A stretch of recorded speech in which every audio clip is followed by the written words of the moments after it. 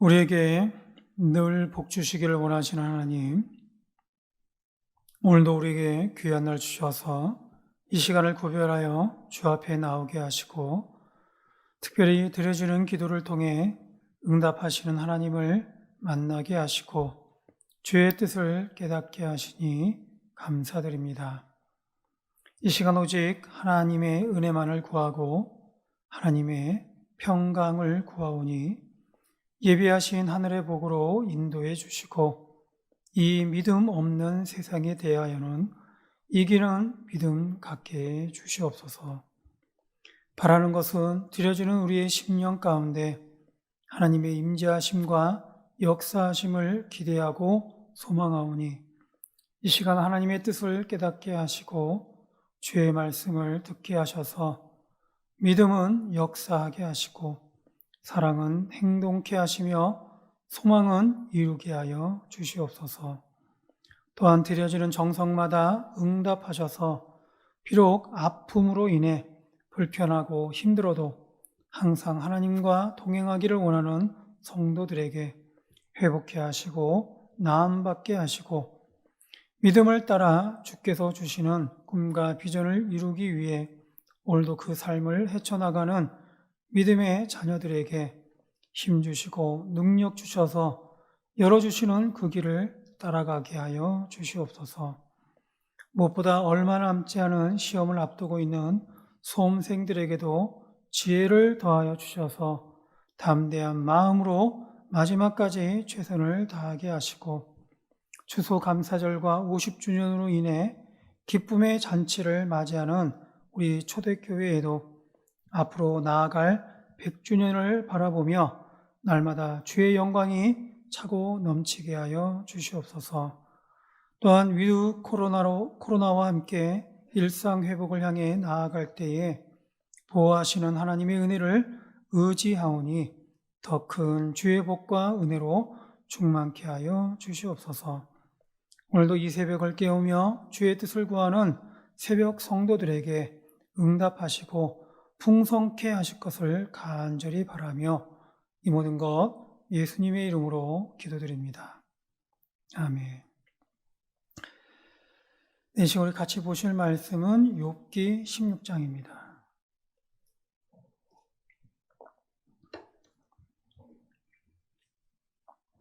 욥기 16장 18절로 17장 5절까지 말씀을 함께 보겠습니다.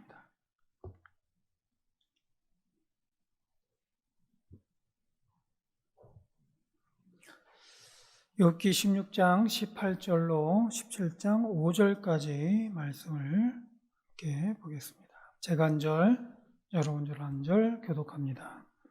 땅아 내 피를 가리지 말라. 나의 부르짖음이 쉴 자리를 잡지 못하게 하라.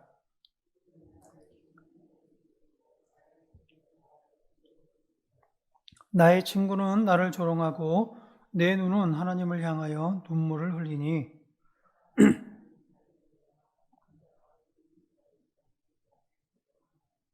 수년이 지나면 나는 돌아오지 못할 길로 갈 것임이니라.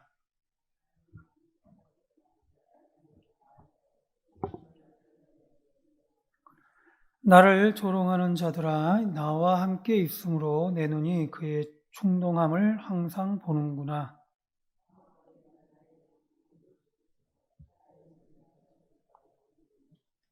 주께서 그들의 마음을 가리어 깨닫지 못하게 하셨사오니 그들을 높이지 마소서.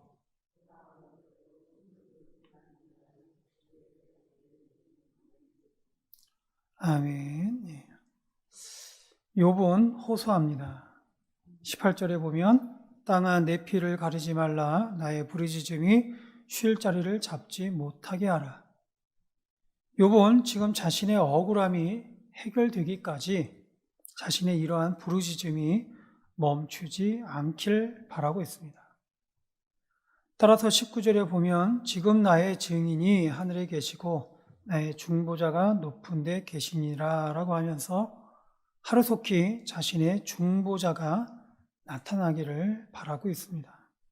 왜냐하면 20절에 보면 나의 친구는 나를 조롱하고 내 눈은 하나님을 향하여 눈물을 흘린다라고 할 만큼 자신의 마음을 알아줄 것으로 생각했던 친구들마저도 오히려 욥에게는 전혀 도움이 되지 않고 자신을 이해하거나 공감해 주지 못하고 있기 때문입니다.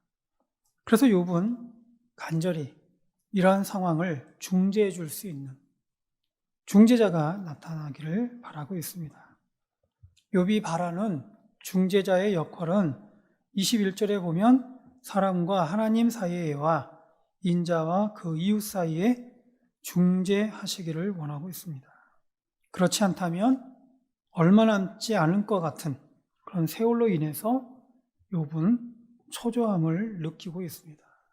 그래서 22절에 보면 수년이 지나면 나는 돌아오지 못할 길로 갈 것이기에 죽음 이후로는 어떠한 도움도 소용이 없기 때문임을 말하고 있는 것이죠. 욥은 하루속히 중보자가 나타나기를 바라며 그렇게 해서 이 모든 상황이 중재되어지기를 바라고 있습니다. 그런데 여기서 중요한 것은 욥이 바라는 중재자입니다. 욥이 바라고 있는 중재자는 바로 하나님이에요. 결국 욥의 기대는 자신의 이 모든 상황에 해답을 줄 수가 있고 이 모든 상황을 해결해 줄 것으로 기대하는 중보자는 하나님입니다. 즉 욥의 믿음은 하나님께서 중재해 주셔야 한다라는 그러한 믿음이 있는 것이죠. 비록 하나님께서 욥에게 고난을 허락하셨지만 비록 하나님께서 욥을 괴롭게 하시고 지금도 이 모든 상황에 대해서 아무런 응답도 없는 것처럼 보이지만 그럼에도 욥에게 있는 믿음은 결국 하나님께서 자신의 중재자 되어주셔서 중보해 주셔야 한다라는 결론입니다. 즉 욥은 믿고 있는 것입니다. 하나님은 의인에게 복 주시고 죄인을 심판하십니다. 그러나 또한 하나님은 의인에게도 거절하시기도 하시고 죄인에게도 허락하시기도 합니다. 따라서 욥은 지금의 자신의 상황이 아무리 생각해도 이해가 되지 않고 어떤 이유에서 이러한 일이 자신에게 일어났는지 도무지 알 수는 없지만 그럼에도 욥은 믿음으로 구하고 있습니다. 하나님의 도움을 구하며 하나님의 중재를 바라는 것입니다. 왜냐하면 욥은 여전히 하나님께서 바로 자신의 편에 서 계심을 믿고 있기 때문입니다. 지금 욥에게 하나님은 유일한 중보자인 것이죠. 오늘날 성도들이 믿음으로 고백한다고 할 때에 우리의 중보자 되시는 예수님을 고백을 합니다. 하나님께서 우리를 위해 예수님을 중보자로 보내주셨다라고 믿고 있는 것이죠. 그런데 이때 우리가 주의할 것은 예수님이 우리의 중보자 되심을 감사해야 할 것이지만 여기서 더 중요한 것은 예수님만이 우리의 중보자 되신다라는 사실입니다. 어떤 선택사항이 있어서 예수님이 그 중에 제일 나은 분이다라는 그런 고백이 우리에게 있어야 되는 것이 아니라 바로 예수님만이 우리를 유일하게 중보해 주실 분, 바로 우리를 하나님께로 이끌어 주실 유일한 분이다라는 사실을 고백하는 것이죠. 지금 욥은 아무리 찾아도 아무리 구해보아도 생각해보아도 결국 욥이 믿음으로 고백하는 중보자요 자신을 중재해 줄 분은 하나님밖에 없다라는 것을 증거하고 있습니다. 바로 이와 같은 믿음의 고백을 스스로에게도 하고 있는 것이죠. 따라서 오늘날 우리가 고백하는 것도 우리의 유일한 중보자는 예수님밖에 없음을 우리는 알아야 하고 하나님께로 우리를 이끌어줄 중재자는 예수님만이 유일하심을 우리는 고백할 수 있어야 합니다. 예수님께서 스스로 우리에게 증거하고 있듯이 요한복음 14장에 보면 예수께서 이르시되 내가 곧 길이요 진리요 생명이니 나로 말미암지 않고는 아버지께로 올 자가 없느니라 라고 말씀하고 있습니다. 따라서 성도가 결국 찾고 구하고 두드려야 할 유일한 곳은 바로 우리 주 예수 그리스도인 것입니다.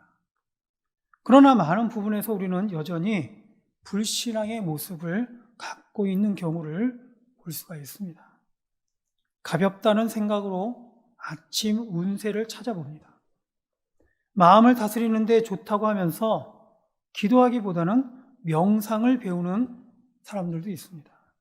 나쁘다는데 할 필요가 없다면서 미신을 따르는 그런 모습을 보게 되는 경우가 있다라는 것이죠. 나아가 도박을 하고 투기를 하며 불법을 저지르며 남에게 모질게 합니다. 어쩔 수 없다며 죄를 짓게 하고 악을 행합니다. 원수 사랑은커녕 이웃을 오해하고 미워하며 따돌려서 적을 만들기도 합니다. 그러나 오늘 욥은 이런 여러 유혹에도 불구하고 악한 영의 미혹에도 불구하고 욥은 하나님을 찾고 있습니다. 하나님만이 유일한 중재자이심을 고백하고 있는 것이죠. 지금 욥은 마치 죽을 것 같습니다. 자신에게 남아있는 것이라고는 무덤밖에 없는 듯해요. 더욱이 자신의 곁에서 둘러싸고 있는 사람들은 욥을 조롱하는 이들 뿐입니다.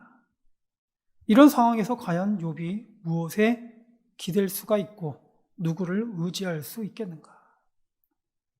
욥이 생각할 수 있는 인간적인 생각은 아마도 죽음일 것입니다. 이제 그만 끝내고 싶을 것입니다. 아마도 많은 불신앙의 그런 사람들이라면 욥의 이러한 상황이라면 극단적인 선택을 생각할 것입니다. 더 이상 살 가치가 없다고 생각하고 더 이상 희망이 없다고 생각할 것입니다. 그런데 이때 욥은 마지막까지 붙들고 있는 것이 있습니다. 3절에 보면 청하건대 나에게 담보물을 주소서 나의 손을 잡아 줄 자가 누구이리까? 라고 욥은 간청하고 있습니다. 욥은 하나님께 자신의 보증이 되어줄 것을, 담보물이 되어줄 것을 구하고 있어요. 방금 전까지 하나님께서 자신을 공격한다고 하고 사냥한다고 했으나 그러나 욥은 그런 하나님을 향해 자신의 보증이 되어달라고 하고 있습니다. 이는 분명한 모순입니다. 보증은 채무에 대해서 담보가 되겠다는 그런 뜻입니다. 자신이 대신해서 갚아주겠다는 뜻입니다. 그런데 욥은 하나님께 그러한 보증이 되어달라고 하고 있어요. 욥이 고백하기에 욥에게 채무를 안겨준 주체가 바로 하나님이십니다. 하나님이 바로 채권자이신 것이죠. 그런데 욥은 또한 말도 안 되게 이런 채권자 되시는 하나님에게 보증이 되어달라고 하고 있는 것이죠. 그렇게 해서 5절에 보면 보상을 얻으려고 친구를 비난하는 자는 그의 자손들의 눈이 멀게 되리라 라고 한 것처럼 그렇게 욥 자신의 이러한 억울함도 함께 풀어달라라는 그런 의미로 하나님에게 중보자 되어줄 것을, 중재자 되어줄 것을 구하고 있습니다. 이처럼 욥은 모순된 것처럼 보이지만 사실 욥의 믿음은 하나님께 있음을 알 수가 있습니다. 하나님께 고난을 당하고 환난을 당해서 만신창이가 되었다고 그렇게 생각은 하고 있지만 그럼에도 욥은 여전히 하나님께 소망이 있다라는 것을 믿고 있는 것입니다. 그렇게 욥은 하나님께 나아가는 것이고 결국은 하나님으로부터 이 모든 상황에 대한 해결함을 구해야 된다라는 것을 욥은 알고 그래서 하나님께 구하고 있는 것입니다. 어느 한 교회에 소설가로 유명한 집사님이 한 분 계셨습니다. 그러나 이 집사님은 신앙보다는 자신이 가진 재능과 야망이 더 좋았다고 해요. 그래서 자신의 인기가 높아질수록 더 큰 명예를 원했고 나아가 인기를 따라 부가 생기자 그 부를 통해서 이것저것에 투자해서 더 크게 되기를 원했습니다. 이때부터 집사님은 소설도 쓰시고 주식도 하고 부동산도 하면서 정말 바쁜 날을 보내게 됩니다. 그런데 그렇게 한참을 바쁘게 지내다 보니 점점 몸이 견디지 못하게 됩니다. 몸이 계속해서 수척해집니다. 쉽게 피곤해집니다. 입맛도 없어지며 갈수록 체중이 줄어듭니다. 그래서 그러다 걱정스러운 나머지 아무래도 이상해서 병원에 가서 진찰을 받았습니다. 그랬더니 웬일입니까? 병원에서 내려진 진단 결과는 간암이었어요. 그것도 심각한 단계로 앞으로 3개월밖에 살지 못한다라는 그런 선고를 받았습니다. 따라서 병원에서는 남은 생의 마지막을 준비하라는 그런 권고까지 했습니다. 집사님은 갑작스러운 소식에 앞이 캄캄했습니다. 하늘이 무너지는 느낌을 받았습니다. 병원 문을 나서면서 집사님은 무작정 걷기 시작했습니다. 그러면서 드는 생각은 인생이라고 하는 것이 바로 이런 것인구나 라며 비로소 자신의 인생을 돌아보게 됩니다. 집으로 돌아와 남편의 얼굴을 보아도, 사랑하는 아들과 딸의 얼굴을 보아도 집사님은 하염없이 눈물만 흘러내릴 뿐이었습니다. 그동안 이루어 놓았던 모든 것이 부질없어 보이기도 했습니다. 그러다 그날 저녁에 집사님은 혼자서 예배당에 가게 되었습니다. 텅 빈 예배당 구석에 앉았습니다. 그리고는 평생 처음으로 조용하지만 깊은 기도를 하기 시작합니다. 하나님, 목숨을 살려달라고는 말씀드리지 않겠습니다. 또한 목숨을 구해주신다면 이제 남은 여생은 하나님을 위해서 살겠다라는 그런 얄팍한 약속도 하지 않겠습니다. 그러나 이 한 가지만은 구하고 싶습니다. 저에게 남아있는 마지막 3개월 동안을 어떻게 살아야 하나님 앞에서 값진 인생이 될 것인지를 이 한 가지만큼은 꼭 저에게 가르쳐 주십시오. 그러자 한참을 기다린 끝에 집사님 마음에 감동으로 하나님의 음성이 들립니다. 사랑하라, 사랑하라, 사랑하라. 그래서 즉시로 집사님은 그동안 담을 쌓고 살았던 혹은 섭섭했던 사람들의 이름을 쭉 적었습니다. 그리고는 한 사람 한 사람 찾아다니면서 눈물을 흘리면서 용서를 구했다고 합니다. 다른 것 생각할 것도 없이 집사님은 오직 자신의 남은 생애에 대해서 최선을 다하기를 원했습니다. 그러는 가운데 날이 갈수록 몸은 점점 더 쇠약해졌다고 합니다. 하지만 마음은 평안한 것이죠. 그런데 3개월이 흘렀어요. 몸은 수척해져 갔지만 그러나 생명에는 아무런 변화가 없는 것입니다. 그래서 집사님은 이상하다라는 생각에 다시 병원에 갔습니다. 그런데 진단 결과, 다시 진단해 보니 간암은 오진이었고 단지 과로로 인한 간염이라는 진단이 나왔습니다. 충분히 휴식을 취하고 물리치료를 받으면 다시 건강을 회복할 수 있다라는 그런 결과를 받게 된 것이죠. 이 소식에 목사님이 집사님에게 물었다고 합니다. 집사님, 세상에 이런 황당한 일이 어디 있습니까? 억울하지 않습니까? 그렇다면 이 억울함을 보상받아야 하지 않겠습니까? 그랬더니 집사님은 눈물을 흘리면서 이렇게 고백했다고 합니다. 아닙니다, 목사님. 제 인생에 있어서 지나간 3개월만큼 그렇게 뜻깊은 인생을 보낸 적이 없습니다. 오히려 전 하나님께 지금 감사하고 또 감사할 뿐입니다. 오늘 욥은 비록 자신의 비참한 중이었지만 그럼에도 믿음으로 구하고 있습니다. 하나님께 자신의 보증이 되어주시기를 구하고 있는 것이죠. 욥의 믿음은 바로 하나님께 여전히 있습니다.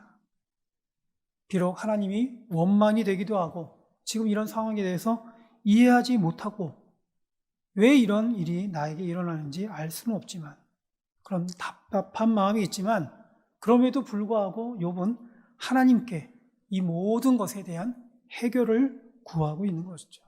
바로 그리고 하나님만이 이 모든 것을 하실 수가 있고 해야 한다라는 그런 욥의 믿음이 있는 것입니다.